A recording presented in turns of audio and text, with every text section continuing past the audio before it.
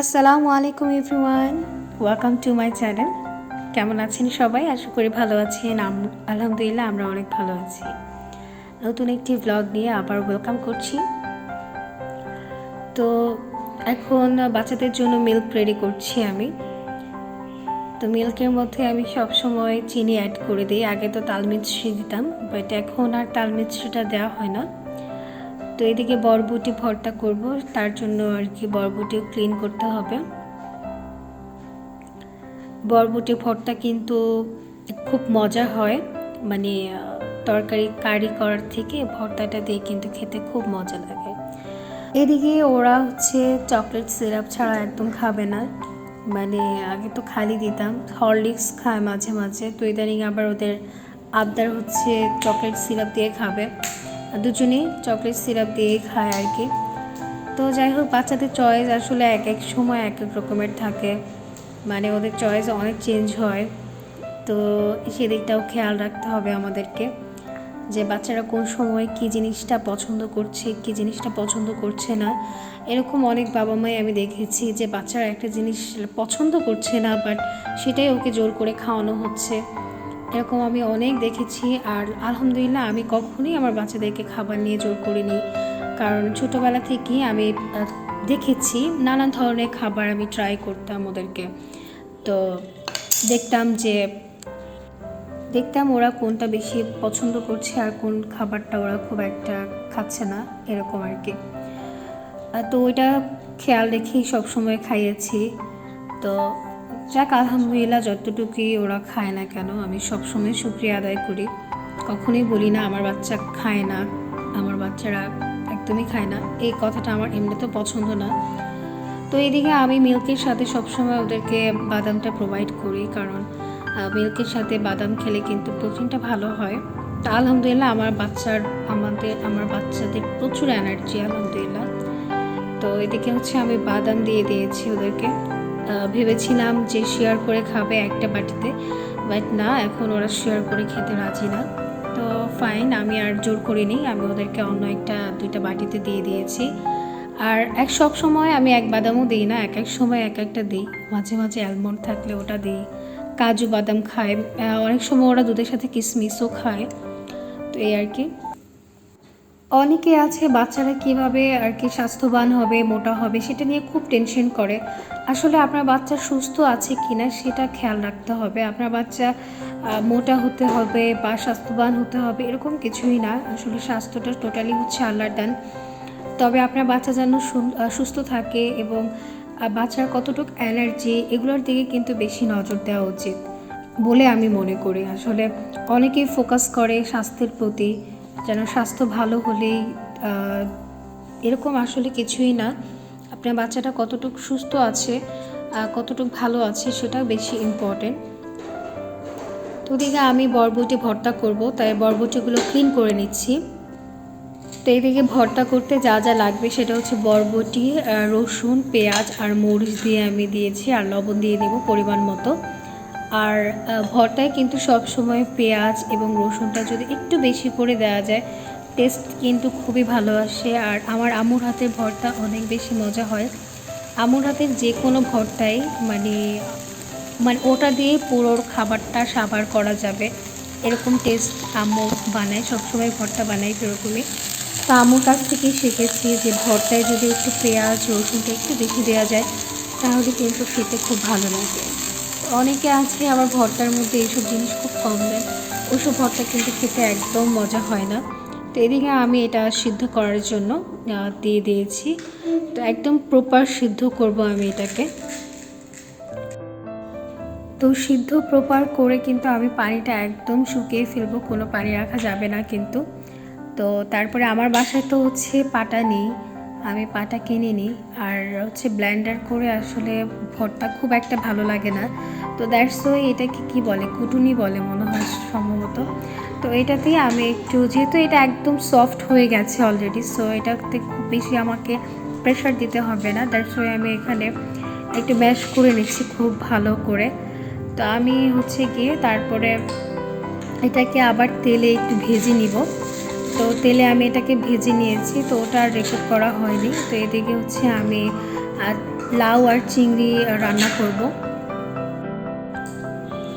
লাউ দিয়ে চিংড়ি কিন্তু অনেক মজার একটা খাবার, অনেক বেশি টেস্টি একটা খাবার। আর লাউ দিয়ে কিন্তু লাউ তরকারিটা আসলে এরকম একটা তরকারি যে এটা যে কোনো কিছুর সাথেই খুব ভালো যায়। চিংড়ি মাছের সাথে এটার কম্বিনেশনটা অনেক বেশি ভালো। আর লাউ দিয়ে কি গরুর মাংস খেয়েছেন কিনা আমাকে জানাবেন। আমার কিন্তু লাউ দিয়ে গরুর মাংস খুবই ফেভারিট। আম্মু রান্না করতো, অনেক মজা লাগে আমার কাছে, মানে ওটা দিয়ে আমি খুব তৃপ্তি করে খেতে পারতাম। তো এখন এই যে দেখতে পাচ্ছেন আমি চিংড়ি মাছগুলো কিন্তু লবণ মরিচ দিয়ে কিন্তু অনেকক্ষণ মেরিনেট করে রেখেছিলাম, প্রায় ঘন্টাখানেক বা 2 ঘন্টার মতো, এতে করে কিন্তু লবণটা প্রপার ভিতরে যায়। আর তারপর আমি এগুলো ভেজে নিই ফার্স্টে। ভেজে নিলে যেটা হয় যে ফ্লেভারগুলো কিন্তু টোটালি তেলের মধ্যে চলে যায়। অ্যান্ড দেন আমি পেঁয়াজ আর রসুন দিয়ে দিয়েছি, এতে করে কিন্তু খুব ভালো ফ্লেভারটা ছড়ায়। অনেকেই আছে না ভেজে তারপরে দিয়ে দেয়, সেটাও খারাপ লাগে না, তবে ফ্লেভারফুল হয় না খুব একটা।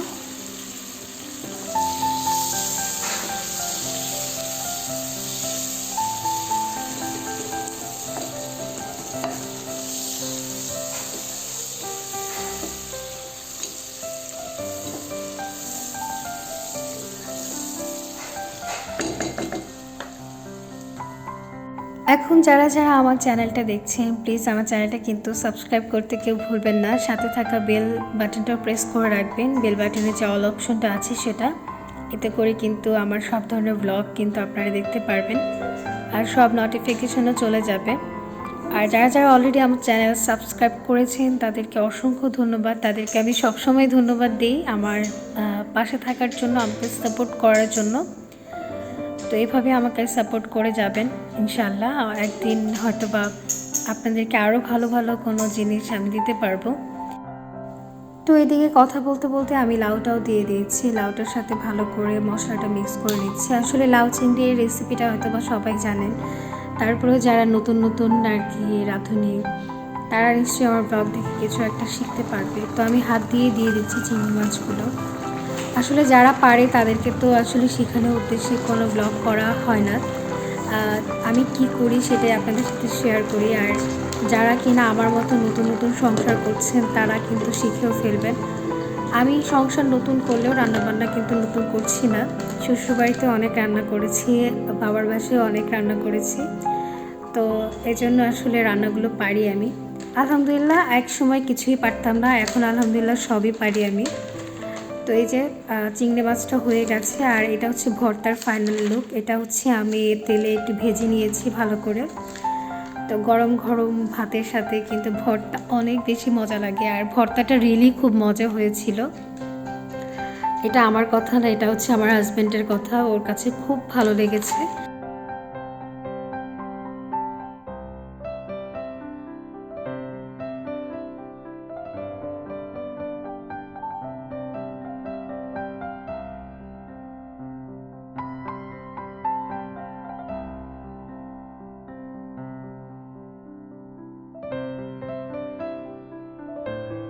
ডেলি শপিং এসেছিলাম কিছু কেনাকাটার জন্য। এদিকে 2 ভাই বোন তো খেলনার সেকশনটা পেয়ে গেছে, আর বাচ্চাদের তো খেলনার সেকশন হলে খুব আর কিছু লাগে না। তো দুজনে মিলে চয়েস করছিল কে কোনটা নিবে, কার কোনটা পছন্দ। যদিও আমি ওই দিনকার ওদেরকে কিছুই কিনে দিইনি খেলনা, কারণ ওদের এমনিতেই প্রচুর খেলনা আছে, তো আসলে ওয়েস্ট করতে চাচ্ছিলাম না। তো আসলে বাচ্চারা যখন যা চায় তখনই কিন্তু যে দিতে হবে এমন কিছু না। বাচ্চাদেরকে মাঝে মাঝে বোঝাতেও হয় যে নাহলে কিন্তু আসলে অনেক সময় বাচ্চারা বিগড়েও যায়। তো এদিকে দেখছিলাম আমি আমার সেকশনটা, যে রান্নাবান্নার যে জিনিসগুলো আছে। তো এখানে আসলে খুব ভ্যারাইটিস যে আইটেম আছে এরকম কিছুই না, জাস্ট কিছু যেগুলো প্রয়োজন টুকটাক, এটাই আসলে এই ডেইলি শপিংয়ে পাওয়া যায়। একদম ওরা যে খুব ভ্যারাইটিস খুব কালেকশন রাখছে, খুব অনেক কিছু রাখছে এরকম কিছুই না। তবে হ্যাঁ, আমাদের যে নিত্য প্রয়োজনীয় যে জিনিসগুলো সেটা কিন্তু হয়ে যাচ্ছে আমাদের। তো এদিকে আমি আর কি একটু দেখছিলাম কি আছে, কি উঠেছে। তো সব কিছুই কমন, কোনো কিছু আসলে আনকমন কিছু নেই। আর আমার কাছে আবার আনকমন কিছু ট্রাই করতে বেশ ভালো লাগে। তো তো এদিকে হচ্ছে আমি বাচ্চাদের খাবারের যে কিছু ফুড থাকে ওগুলো একটু দেখে নিচ্ছি।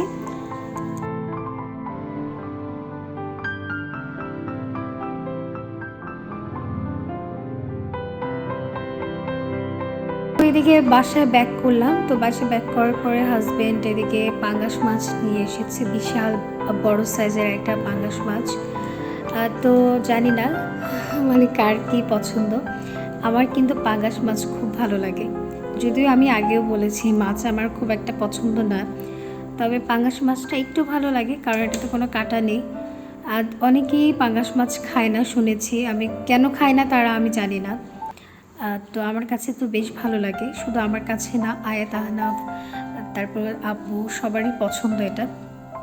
তো এদিকে হচ্ছে আমি সন্ধ্যা তো হয়েই গেছে, তো এদিকে হচ্ছে আমি একটু নাস্তা বানিয়ে নিচ্ছি। তো আজকে এই ফার্স্ট টাইম আমি মোমো ট্রাই করছি, তো আলহামদুলিল্লাহ ভালোই হয়েছে মোমোটা। তো আমার মোমো প্রসেসিংটা কিন্তু খারাপ না, ভালোই। একটা পাতিলের মধ্যে আর কি একটা ছাঁকনি দিয়ে আর কি করে নিচ্ছি কোনো রকম। তো আলহামদুলিল্লাহ ভালোই হয়েছে। এটা আমি এই আইডিয়াটা পেয়েছিলাম ফেসবুক থেকে, কোনো একটা আপু বানিয়েছিল, তো ওখান থেকেই। তো ওটা দেখে ইন্সপায়ার হয়েই আমি বানিয়েছি সত্যি কথা বলতে। না হলে আসলে মোমোটা আমার কাছে মনে হচ্ছিলো ভাপে দিব কীভাবে কী না কী, এই জন্য কখনোই ট্রাই করা হয়নি। তো ওনার রেসিপিটা দেখার পর কিন্তু আমার কাছে মনে হচ্ছে খুবই ইজি, আর আসলে রিয়েলি ইজি। মোমো বানানো যে এতটা ইজি, আমি এটা যদি না বানাতাম তাহলে বুঝতেই পারতাম না। ফার্স্টে আমি খুব এটা কঠিন মনে করতাম। তো আলহামদুলিল্লাহ প্রথম হিসেবে অনেক ভালো হয়েছিল আমার মোমোটা। আর বাইরে আসলে সবসময় কিন্তু খেতে ইচ্ছে করে না, মানে কয়েকদিন ধরে বেশ মোমো খেতে ইচ্ছে করছিল আমার, বাট বাইরেও খেতে ইচ্ছে করছিল না। তো এই জন্য ভাবলাম তাহলে নিজেই বানিয়ে ফেলে দেখি না কেমন হয়। তো আলহামদুলিল্লাহ খুব ভালো হয়েছিল। আর মোমোর ভিতরে যে পুরটা থাকে সেটা কিন্তু মেইন খেলে আপনার মোমোর যে পুরটা সেটা কেমন হবে সেটার উপরে ডিপেন্ড করবে আপনার মোমোটা কেমন হবে। তো হ্যাঁ, বাইরের কোটিংটাও অবশ্যই বেশি জরুরি, কারণ এটাও কতটা সফট হবে। আর আমি খুব পাতলা করে নিয়েছি। আর যেহেতু এটা ফার্স্ট টাইম আমি রেসিপি শেয়ার করছি না, ইনশাআল্লাহ পরের বার শেয়ার করব। তবে এরকম যদি ভালো হতো, মানে এরকম ভালো হবে সেটা যদি জানতাম, তাহলে কিন্তু আমি আবার রেসিপিটা রেকর্ড করতাম হয়তো বা। তো দেখতে পাচ্ছি না একদম পারফেক্ট হয়েছে। তো আমার অনেক পছন্দ মোমোটা, কিন্তু মানে আমার হাজব্যান্ডের খুব একটা আবার পছন্দ না। তো এই তো আজকের ব্লগটা আমি এই নিয়ে সাজিয়েছিলাম। তো আশা করি ভালো লাগবে আপনাদের সবার। ভালো লাগলে প্লিজ সাবস্ক্রাইব করতে কিন্তু ভুলবেন না। এভাবে যদি আপনি মাছ বক্সে করে রাখেন তাহলে কিন্তু অনেক দিন পর্যন্ত সংরক্ষণ করা যায়, প্লাস হচ্ছে মাছ থেকে কোনো কিন্তু গন্ধ আসে না। সাধারণত পলিথিনে অনেকেই রাখেন, তো পলিথিনে রাখলে যেটা হয় কিছুদিনের মধ্যেই কিন্তু মাছটা একটু গন্ধ হয়ে যেতে চায়। তো এভাবে সুন্দর করে ধুয়ে একদম পানিটা ঝরিয়ে যদি এভাবে করে রেখে দেন তাহলে কিন্তু অনেকটা ফ্রেশের মতোই থাকে, টেস্টও ভালো থাকে আর কি। তো এদিকে হচ্ছে আমি রাতে কিছু খাবার বেঁচে গিয়েছিল, তো এগুলো আমি এভাবে বাটিতে মানে বক্সে করে রেখে দিই। তো তাজা তাজা মাছটাও রান্না করে ফেলেছিলাম আমি মাঝখানে। তো এখন এতটুকু আমি এভাবে করে বক্সে করে রেখে দেব, এতে করে কিন্তু আমি একদিন পরে যদি নামিয়ে খাই এটা কিন্তু একদমই ফ্রেশ লাগবে। তো যাই হোক, এখন আর কি রাতও হয়ে গেছে, ঘুমাতেও চলে যাব। তো ভালো থাকবেন সবাই, সবাইকে সবার প্রতি দোয়া এবং ভালোবাসা জানিয়ে আজকে ব্লগটা আমি এখানেই শেষ করছি। সবাই ভালো থাকবেন, আল্লাহ হাফেজ সবাইকে।